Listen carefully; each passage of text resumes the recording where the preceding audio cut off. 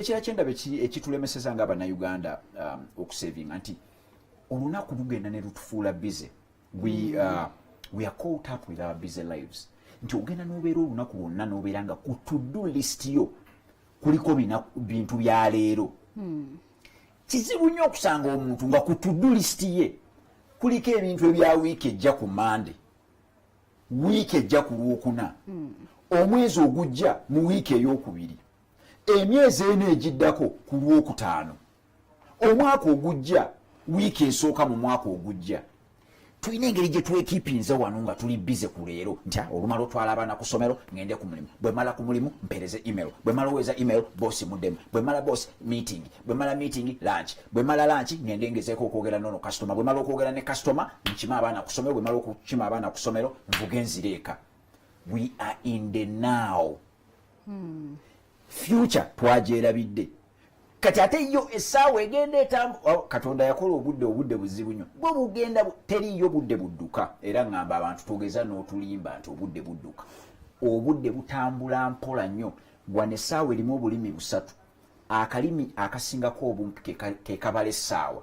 Nsobola okuba omunnayuganda yenna ssente ayinza okuŋŋamba nti yali akalabyeko nga katambula. Wali okalabyeko Josh? Tosobola tosobola kukalaba. Omunnayuganda talina patience. Omuntu sina munnayuganda yekane bwogenda mu America. Tosobola kugaaka nkatunuulire leero era ojja kukavaako buvi. Katambula mpola nnyo. Naye ogenda okulaba buzibye bukedde mwezi guweddewo towaddeyo lipooti tosevinze tokoze eki. Okitegeera? So tuve kweno embeera ey'okubeera nga otunuulidde lunaku lwokka. Olunaku luno lugenda lwo lulina okusuula mu lwenkya. Newton, nina feeling eno nti ndaba ng'ekyo ekizibu kubanga kizibu okulowooza ki kye nina okukola ku Lwokutaano mu myezi ena egijja nga nenkya sirishuwa nti nina kye ngenda okulya, nga nenkya sirishuwa nti nina omulimu, sirishuwa nti omusaala gugenda kujja. Ebbeera eyo naye otaba ng'enyigiriza nnyo. Saagalaga nti bannayuganda kubanga si be bokka batulaba.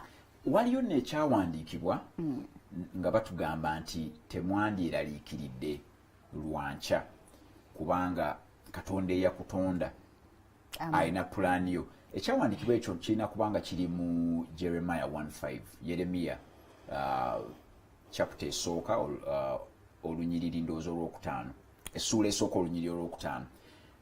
Balaga nti Katonda yagamba nti yamanya Yeremiya yamumanya nga tannayingira na lubuto lwa maama we mu wumbu mwalina okuganga tannabeera na munnabaana ya maama we.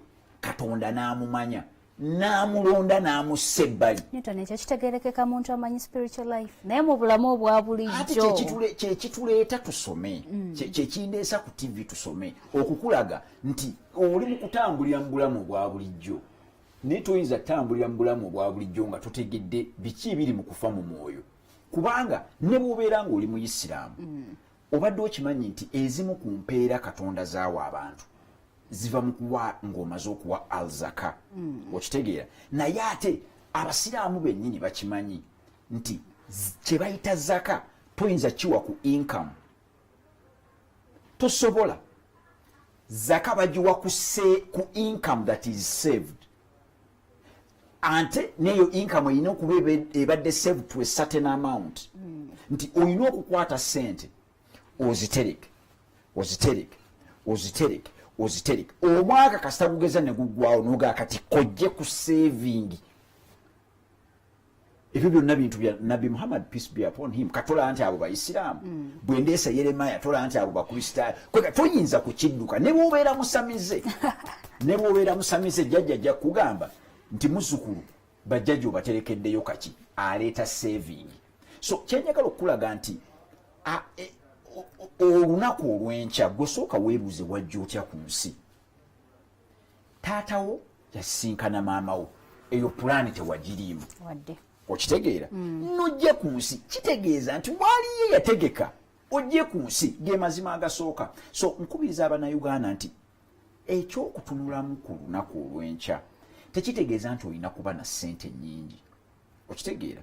Naye kibeera kitegeeza nti senga zinaaba zizze nga nziterese ne ziwera nja kukola kino na kino senga na kyova olaba era kitulemeseza okugenda ennyo mu maaso nti olw'obutakuba pulaani eno kumanya wiiki ejja tetunoonyeza ssente kuzongerako kubanga senga ogamba nti omwaka ogujja nandibadde envuga akamotoka naye ogenda okugattagattamu ez'omusaala nga tezikuwa kamotoka mwaka gujja ogwo waayi kanoonye ekintu ekirala kyenyinza okukola so ekyo ekyokubeera nti we are caught up with our busy lives kitufudde okubeera nti we celebrate the seed and not the fruit